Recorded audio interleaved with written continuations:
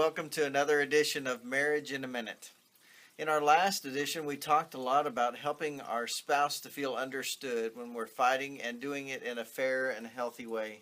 And so we wanted to follow up with that today a little bit with what we call knee-to-knee time. We really encourage couples to use this to be able to cut out all the clutter, to feel connected to one another, and to be able to handle some things. And we use this tool a lot when we're meeting with couples. And the important part about knee-to-knee is that I know I have Trent's complete attention.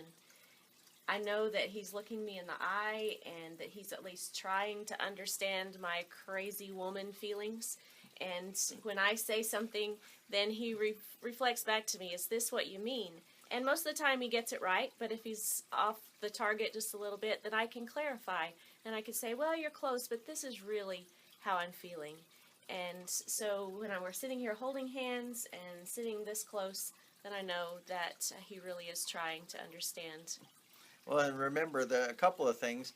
First of all, the goal is not to repeat back word for word necessarily, but to be able to repeat back what you heard, what you felt like she was trying to get across, or if ladies, for your husband, what he was trying to get across. And also, the point is not to come up with your rebuttal. Remember, you're repeating back what you heard them say. This is not your chance to get your jabs in and say, well, you did this. No, you're just listening.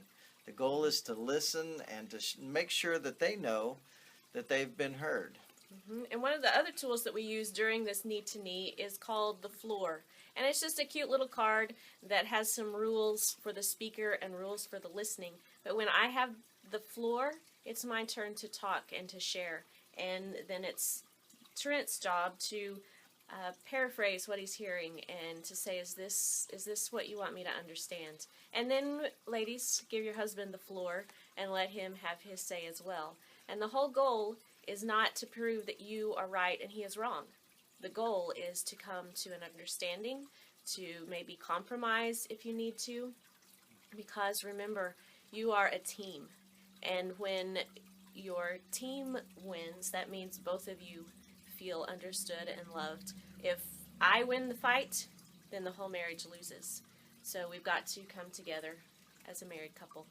So we want to encourage you to find time, if you're dealing with an issue that is really tough to deal with, to make time for need-to-need time. I will tell you now that a lot of couples we work with, they say, well, we're just going to giggle or we'll laugh at each other, and they do, and that's okay.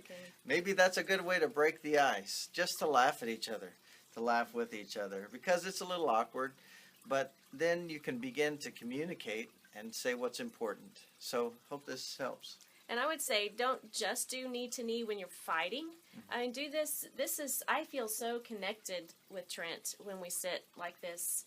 Maybe I've had a rough week, or I'm sad about something, and so it just helps me to feel connected to my husband.